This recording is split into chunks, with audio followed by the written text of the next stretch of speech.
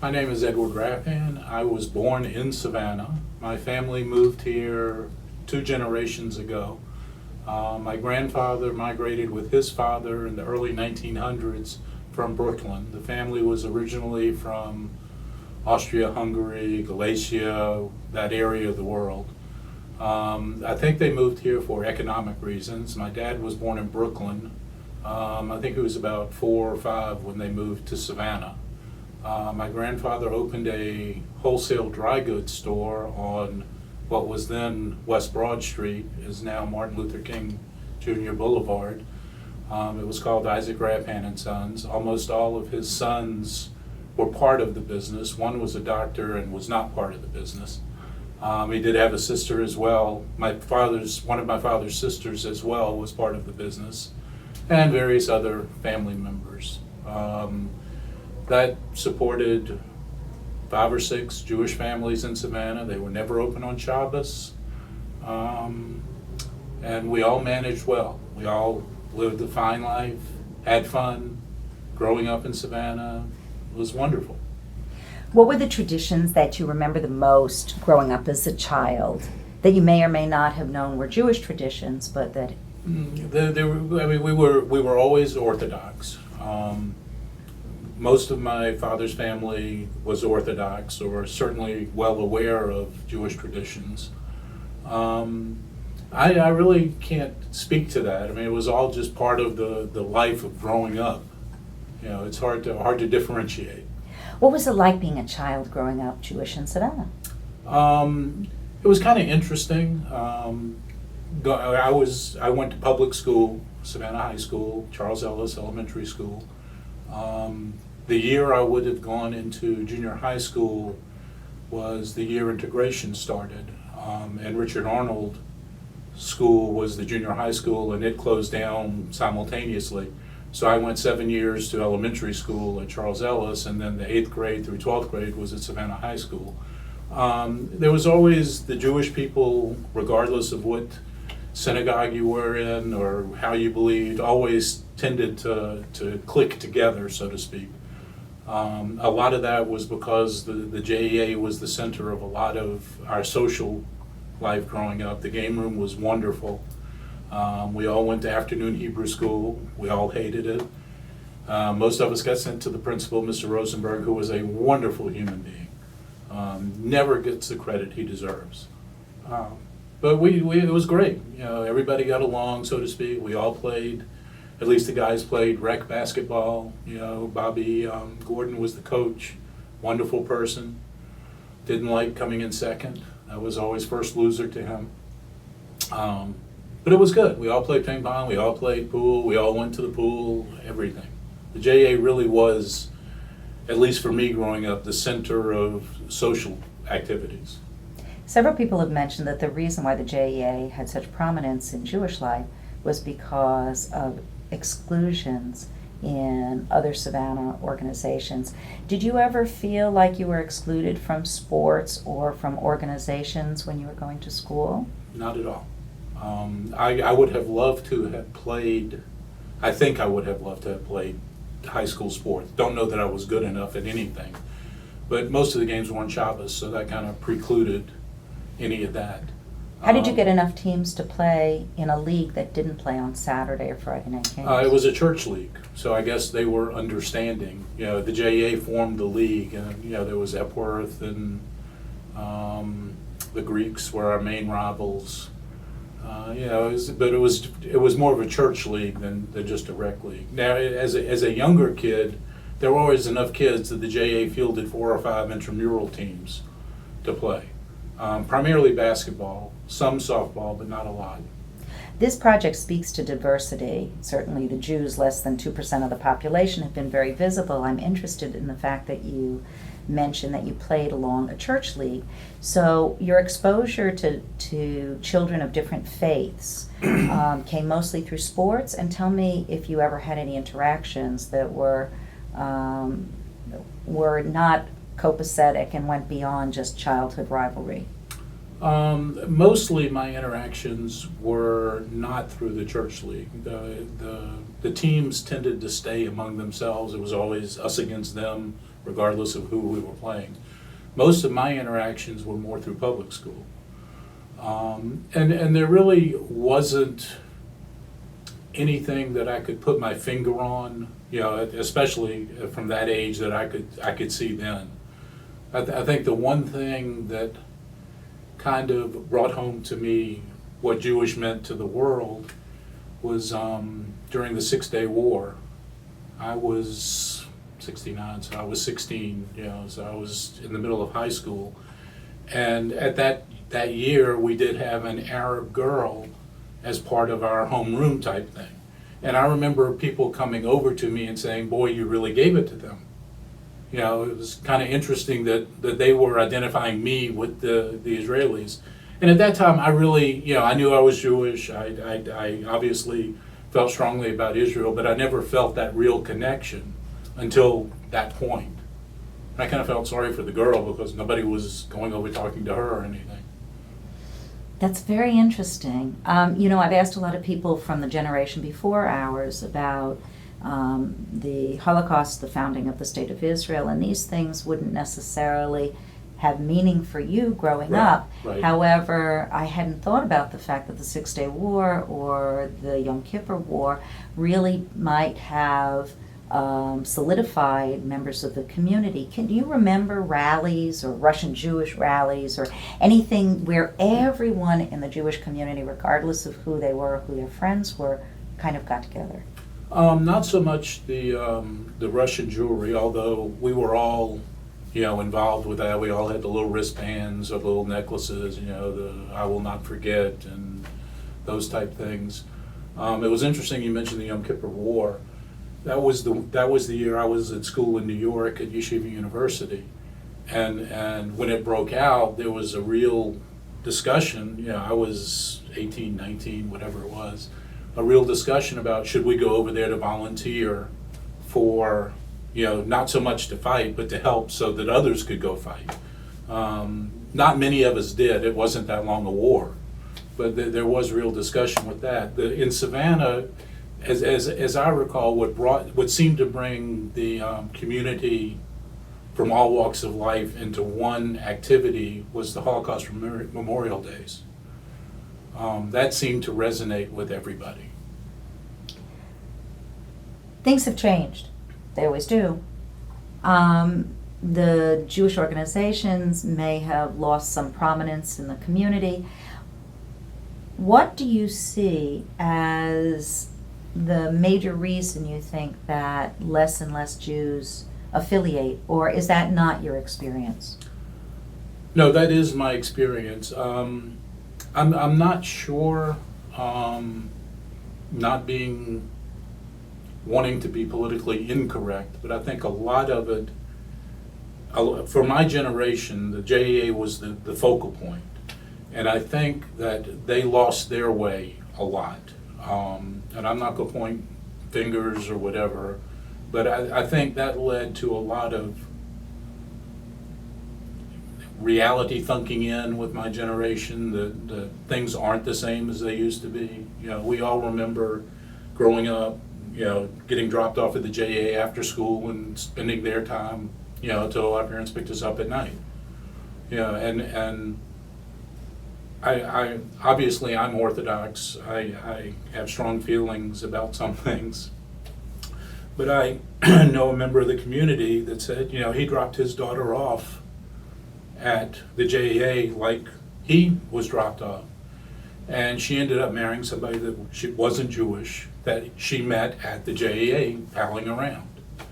And I think that type situation really turned a lot of the Orthodox community away from the JA, aside from the politics of the school and the Federation and all that, which I'm sure is well documented. Jewish survival has a different meaning nowadays because we watch as Israel fights an ever-increasing group of neighbors in their Middle Eastern neighborhood that are not friendly. What does Jewish survival mean to you, and how have Jews survived in Savannah, maybe even better than in other parts of the country? Wow. Jewish survival obviously to me means not just being Jewish in name only, but understanding what being Jewish means. Not so much level of observance, everybody picks their own level, but just understanding and respecting what it means. I think Savannah, and in some cases many southern cities, benefit from the southern gentility or adherence to tradition that is lacking in most northern communities. And again, that may be a purely Pollyanna view. What are some of the challenges that make it difficult to be Jewish in a southern city like Savannah? Wow. I don't really find it difficult being Jewish. I worked for the city for 35 years as a regular employee and a few more years as a contractor. They've always accepted me. I've never had a problem. I've worn my yarmulke since I was 18 or 16, 18, 18 or 19. There's always questions about it, but wanting to know, not wanting to denigrate. And and you'll always get somebody saying Shalom Aleichem, that they don't know Jewish and whatever, but it's a catchphrase. But I really have not had many difficulties. Obviously, it's difficult when people want to have dinners out or stuff like that. But again, that speaks to level of observance, not really being anti-Jewish or whatever. I'm very impressed with that answer. I think it really makes a difference that I'm talking to you and not maybe your parents. And because a lot of people have reacted to a minority view of growing up that where minorities kind of stuck together, but the enemy somehow was the general Savannah social scene and the clubs you couldn't join and the people you had to work for. But that was not your experience, and that was really wonderful. So I'm going to turn this kind of on its head, and I want you to think back to aunts, uncles, people in your family, where you got a sense of what it meant to be a leader and what it meant to shine not only in your family, but outside of your family, and maybe even do something that was recognized by the secular world. Do you have examples like that in your family that you can No, point to? obviously I can point to my dad and some uncles as being leaders of the community. Hopefully I haven't denigrated the Rabhan name too much. But it did have, certainly at that generation, a recognizable aura to it. My dad served as gabbai at the shul for 30 some odd years. Excuse me. I have an Uncle Abe that was president of the Heritage Quilts for 20 some odd years. I think my uncle that was a doctor that wasn't part of the business was very well respected in the medical community. It's interesting as a sidelight. I remember, every time I'd meet somebody or, introduce myself, they say, "Oh, do you know Dr. Rabhan?" or "How do you know Dr. Rabhan?" And early on, it was always my uncle. Now I have to figure out which cousin they're talking about. But there's been very strong leadership in my family. My mom was president of the sisterhood. Those type things. I remember growing up, occasionally, hearing my parents say something or one of their friends say something about the yacht club or this club or that club or, but never anything. I don't remember anything that really affected me, that I was told you can't come here because you're Jewish. I just never had that experience. And it may be that I was never taken someplace that would say that. It wasn't my experience. So we don't run out of time. I'm going to stop it right now.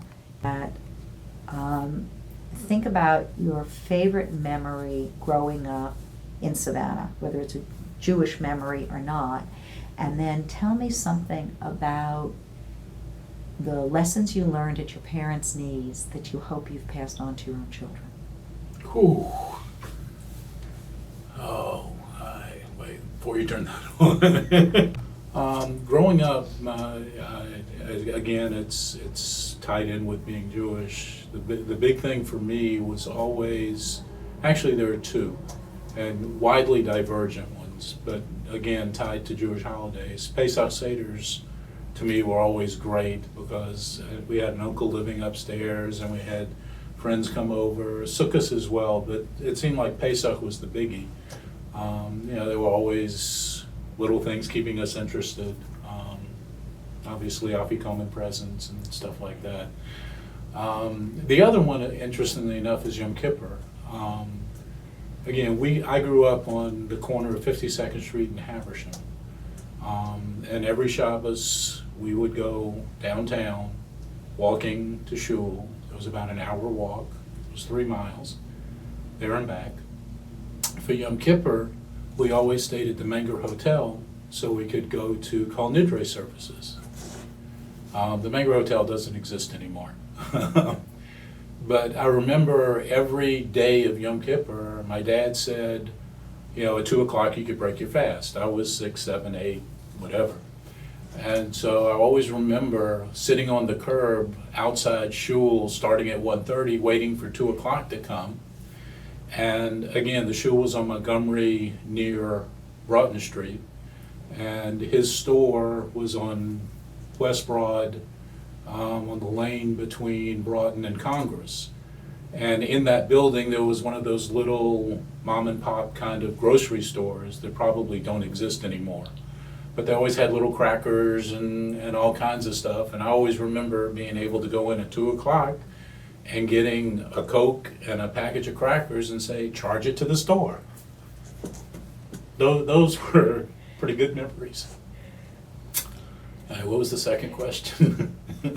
I think one of the things I learned from my parents was to have integrity dealing with everybody.